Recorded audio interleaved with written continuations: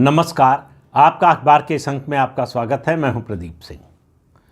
इस समय पॉलिटिकल इस्लाम की मेन स्ट्रीमिंग की कोशिश हो रही है। वैसे तो इसकी कोशिश बहुत लंबे समय से हो रही है, लेकिन एक दूसरा जरिया चुना गया है और वो है खेल का मैदान।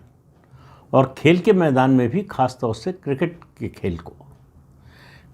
खेल के जरिए पॉलिटिकल इस्लाम की मेन स्ट्रीमिंग करने की कोशिश हो रही है और ये बड़े पैमाने पर हो रही है, बहुत तेज़ी से हो रही है। अभी ये वीडियो बनाने का कारण है, एक खबर आपने भी पढ़ी होगी, सुनी होगी कि बांग्लादेश के क्रिकेट खिलाड़ी मुस्तफिजुर रहमान को कोलकाता नाइट राइडर्स ने खरीदा, जिसके मालिक हैं शाहरुख खान। 9 करोड़ 20 लाख में खरीदा गया। बांग्लादेश के अब तक के सबसे महंगे खिलाड़ी आईपीएल में खरीदे गए। उसको लेकर फिर बवाल शुरू हुआ, उसको लेकर विरोध शुरू हुआ और दबाव इतना बढ़ा कि बीसीसीआई को ये कहना पड़ा कोलकाता नाइट राइडर्स से कि आप इस खिलाड़ी को रिलीज़ कीजिए। बदले में आप किसी को अगर कोई रिप्लेसमेंट चाहते हैं तो वो उसकी आपको छूट है। अब इस पूरी बात को समझिए। कोई भी बात जो है वो आइसोलेशन में अगर कोई किसी घटना को देखेंगे तो उसको समझने में कठिनाई होगी। हर बात का और हर इस तरह की घटना का, या मैं कहूँगा इस तरह के फिनोमिनन का एक कंटेक्स्ट होता है। पाकिस्तान के खिलाड़ी ये काम करते रहते थे। क्रिकेट के मैदान में या खेल के मैदान में नमाज पढ़ना, जीत के बाद ये कहना कि अल्लाह की देन है।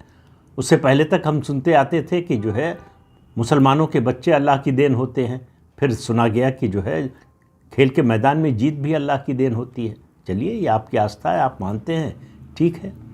लेकिन उसका सार्वजनिक प्रदर्शन, कैमरे के सामने प्रदर्शन और उसके बाद विक्टिमहुड, ये विक्टिमहुड का कार्ड खेलना, और इसमें जो है मुझे जितना याद है उसकी शुरुआत की मोहम्मद अजहरुद्दीन ने, जो इस समय कांग्रेस पार्टी के विधायक भी हैं और मंत्री भी हैं तेलंगाना में।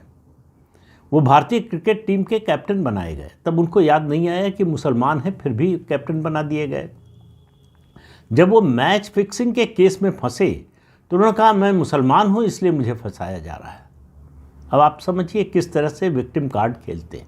ऑस्ट्रेलिया की क्रिकेट टीम के एक बड़े खिलाड़ी हुए, मशहूर खिलाड़ी हुए ख्वाजा उस्मान।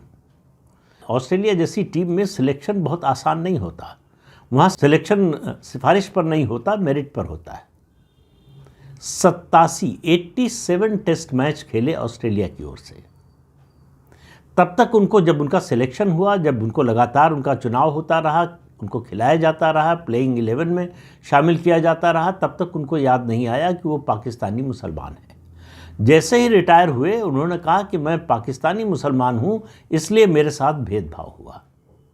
अब आप देखिए कि विक्टिम कार्ड खेलने का तरीका दुनिया भर में एक ही है, चाहे वो खेल का मैदान हो चाहे राजनीति का मैदान हो। याद कीजिए, हमारे देश में एक उपराष्ट्रपति हुए, 10 साल तक लगातार उपराष्ट्रपति रहे। उन्होंने रिटायरमेंट के बाद पहला जो इंटरव्यू दिया उसमें उन्होंने कहा कि इस देश का मुसलमान डरा हुआ है। उनके मुताबिक इस देश में मुसलमान सुरक्षित नहीं है। अब इससे अंदाज़ा लगाइए कि 10 साल तक देश ने जिसको उपराष्ट्रपति का पद दे रखा हो, संवैधानिक पद, वो इस तरह की बात करता है।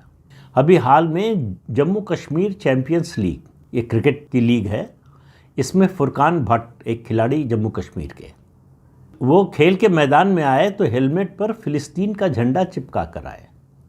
तो इससे आप अंदाज़ा लगाइए कि मुसलमान के लिए दीन पहले है, उसका मजहब पहले है, बाकी सब चीज़ें बाद में। वो खेल के मैदान में हो तो भी मजहब की बात करता है, राजनीति में हो तो मजहब की बात करता ही है। तो ये पॉलिटिकल इस्लाम के मेन स्ट्रीमिंग की प्रक्रिया को तेज करने की कोशिश है। और जिस तरह से हो रहा, अब ये मामला बांग्लादेश के क्रिकेट खिलाड़ी का ही लीजिए। इस पर जब विवाद हुआ तो कहा यह गया कि भाई शाहरुख खान ने थोड़े सिलेक्शन किया, वो तो उनकी टीम थी जिसने खरीदा। और फिर दूसरा तर्क दिया गया कि 4-4 जो है और टीमों ने भी बोली लगाई थी। दूसरा, कोलकाता नाइट राइडर्स के अकेले मालिक नहीं हैं शाहरुख खान, और भी उसमें जो है शेयर होल्डर्स हैं। बिल्कुल ठीक बात है, लेकिन आप देखिए किस तरह से मामले को घुमाया जाता है। मेरा मानना है कि इसमें दोषी कौन कौन है ये देखना ज़रूरी है। भारत सरकार दोषी है, बीसीसीआई दोषी है, कोलकाता नाइट राइडर्स दोषी है और उसके अलावा शाहरुख खान दोषी है। शाहरुख खान के लिए अपना मजहब पहले है, भारत बाद में है। अब आप कहेंगे कि मैं ये बात क्यों कह रहा हूँ? इसलिए कह रहा हूँ कि अभी कुछ समय पहले उन्होंने एक इंटरव्यू दिया था जिसमें उन्होंने कहा कि पाकिस्तान की टीम जब भारत से जीतती है तो उन्हें खुशी होती है। उन्होंने कहा मैं पठान हूँ और जब पाकिस्तान की टीम जीतती है तो मुझे लगता है कि मेरे दादा की टीम जीती है, इसलिए मुझे खुशी होती है। शाहरुख खान आज जो भी हैं, उनकी जो भी पहचान है, इस देश के लोगों की वजह से है और इस देश में भी हिंदुओं की वजह से है, क्योंकि यहाँ 78% से ज़्यादा हिंदू रहते हैं।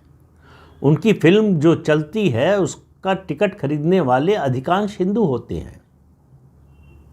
जो उनकी फिल्म बनाते हैं वो भी ज़्यादातर हिंदू होते हैं। वो अलग बात है कि उनको फिल्मों में काम दिलाने वालों में माफिया का भी हाथ है। जो शाहरुख खान कहते हैं कि मैं मुसलमान हूँ, मेरा सर अल्लाह के अलावा किसी के सामने नहीं झुकता, उनका आजकल एक वीडियो बड़ा वायरल हो रहा है। और उनका वीडियो वायरल हो रहा है एक बड़े मशहूर फिल्म प्रोड्यूसर सुभाष घई। शाहरुख खान नए नए आए थे इंडस्ट्री में, काम नहीं मिल रहा था। कम से कम 10 बार पैर छुआ है उन्होंने सुभाष घई का। तो अपने मतलब के लिए कुछ भी करने वाले और हर जगह मजहब को आगे लाने वाले। जो ताज़ा मुद्दा है इसकी शुरुआत सरकार से ही होती है। बांग्लादेश में क्या हो रहा है किसी से छिपा नहीं है। बांग्लादेश में जिस तरह से हिंदुओं पर अत्याचार हो रहा है, क्या ये भारत सरकार को पता नहीं है? फिर आईपीएल में बांग्लादेश के खिलाड़ी को खरीदे जाने की परमिशन भारत सरकार ने क्यों दी? बीसीसीआई ने क्यों दी? बीसीसीआई को पता नहीं था कि क्या हो रहा है बांग्लादेश में? और जो 4 और टीमें थीं जिन्होंने बोली लगाई मुस्तफिजुर रहमान के लिए, क्या उनको मालूम नहीं था? ये सब किस बात की ओर इशारा करते हैं? कि देश की परवाह नहीं है, अपने धंधे से मतलब है। अगर खिलाड़ी अच्छा है, उसके खेलने से टीम जीतेगी, पैसा आएगा, तो वो देश के खिलाफ हो, सनातन धर्म के खिलाफ हो, भारतीय संस्कृति के खिलाफ हो, कोई फर्क नहीं पड़ता है। तो इसलिए केवल शाहरुख खान के खिलाफ बोलने से बात नहीं बनेगी। जितने भी इसमें किरदार हैं उन सब की बात करनी पड़ेगी। और सबसे बड़ी बात करनी पड़ेगी, ये सबसे बड़ा प्रमाण है ये घटना कि हिंदू जागरण, पुनर्जागरण हो रहा है भारत में। अगर हिंदू संगठन विरोध में ना आते, आम लोग सोशल मीडिया पर विरोध में ना आते, तो मुस्तफिजुर रहमान जब भी आईपीएल शुरू होगी, अप्रैल या मई में शुरू होगी, तो आपको खेलते हुए नजर आते।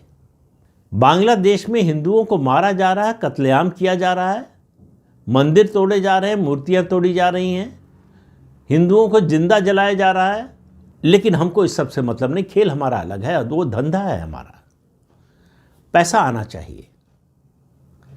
और ये इस घटना के विरोध के बाद बीसीसीआई को याद आया कि सितंबर में बांग्लादेश के साथ बायलैटरल सीरीज के लिए जाना है, तो उन्होंने अभी उसको होल्ड पर डाल दिया। होल्ड पर क्यों डाला है? मना क्यों नहीं किया? हम पाकिस्तान से क्रिकेट खेलने नहीं जाते क्योंकि पाकिस्तान आतंकवादी भेजता है हमारे यहाँ। बांग्लादेश क्या हमारे साथ दोस्ताना संबंध है उसके? सवाल यह है कि जागेंगे कब? जो लोग सत्ता में बैठे हैं, ये पूरा जो तंत्र है सत्ता का, वो मूल रूप से सनातन विरोधी है, उसका मानस सनातन विरोधी है। उनको कोई फर्क नहीं पड़ता कि सनातन के विरोध में, हिंदुओं के विरोध में, हिंदुओं पर कितना अत्याचार हो रहा है, उनके विरोध में क्या हो रहा है, उससे भारत के लिए क्या खतरा है, भारत की आंतरिक सुरक्षा के लिए क्या खतरा है, भारत की एकता अखंडता के लिए क्या खतरा है। उनको सिर्फ ऐसे लोग हैं इस अपने देश में जिनकी संख्या बहुत बड़ी है, जिनको सिर्फ अपने धंधे से मतलब है। ये घटना शर्मनाक भी है और ये घटना एक गर्व की अनुभूति भी कराती है। शर्मनाक इसलिए है कि ऐसा होने दिया गया, यहां तक नौबत आई ही क्यों,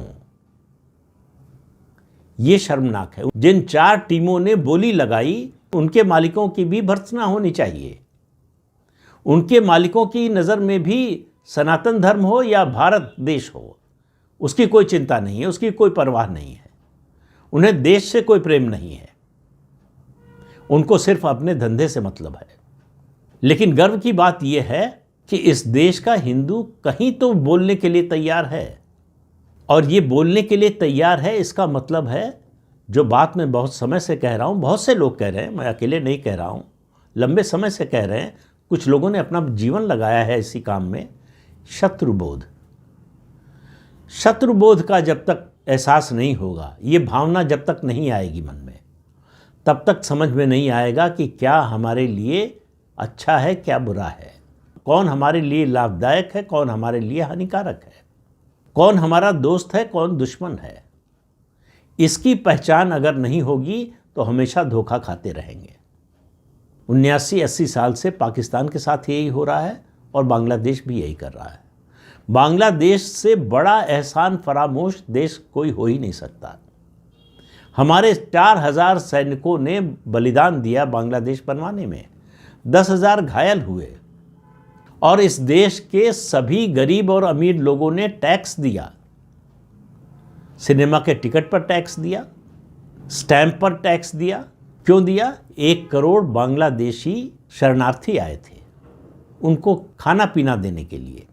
और उसके अलावा उस देश को आज़ाद कराने के बाद भारत ने जितना कुछ किया है बांग्लादेश के लिए, आज बांग्लादेश और पाकिस्तान में कोई फर्क नहीं है, बल्कि पाकिस्तान से भी ज़्यादा कट्टर बांग्लादेश है।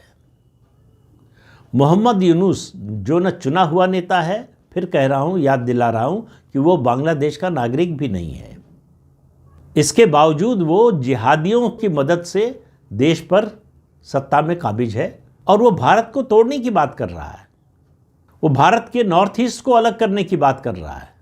वो ग्रेटर बांग्लादेश का नक्शा दिखा रहा है चीन में, जिसमें नॉर्थ ईस्ट का हिस्सा, बिहार का कुछ हिस्सा और पश्चिम बंगाल का कुछ हिस्सा, ये सब ग्रेटर बांग्लादेश में दिखाए जा रहे हैं। सवाल ये है कि बांग्लादेश की इतनी हिम्मत क्यों हुई? धुरंधर फिल्म का एक डायलॉग है, इसी घटना पर कहा गया कि इससे देश की जो टॉप लीडरशिप है उसका धैर्य टूट जाएगा। तो दूसरा पात्र कहता है, टॉप लीडरशिप का धैर्य टूटना भी कभी कभी देश के लिए अच्छा होता है। तो बांग्लादेश को लेकर हमारे देश के नेतृत्व का जो धैर्य है, उसके टूटने का समय आ गया है। और ये घटना बताती है कि देश का जनमानस इसके लिए तैयार है। सरकार जो भी कदम उठाएगी उसको अपार जन समर्थन मिलेगा। अब गेंद जो है सरकार के पाले में है। ये कहने का ये मतलब नहीं है कि कल जो है सेना को भेजकर चढ़ाई कर देनी चाहिए। हमें जितने विकल्प हो सकते हैं उन पर विचार करना चाहिए। क्या क्या विकल्प हो सकते हैं बांग्लादेश को सबक सिखाने के लिए, उसको उसकी औकात दिखाने के लिए। मिलिट्री एक्शन एकमात्र एक्शन नहीं होता है, और ख़ासतौर से जो पड़ोसी हो, जो हमारे ऊपर बहुत ज़्यादा निर्भर हो, उसकी बाह मरोड़ने के लिए बहुत से तरीके हैं। सवाल यह है कि हम उन तरीकों को अपनाना कब शुरू करेंगे। तो इस अंक में इतना ही। अगले अंक में फिर मिलेंगे किसी नए मुद्दे के साथ। तब तक के लिए अनुमति दीजिए। आपसे अनुरोध है कि चैनल देखिए, शेयर कीजिए, लाइक कीजिए और सब्सक्राइब ज़रूर कीजिए। नमस्कार।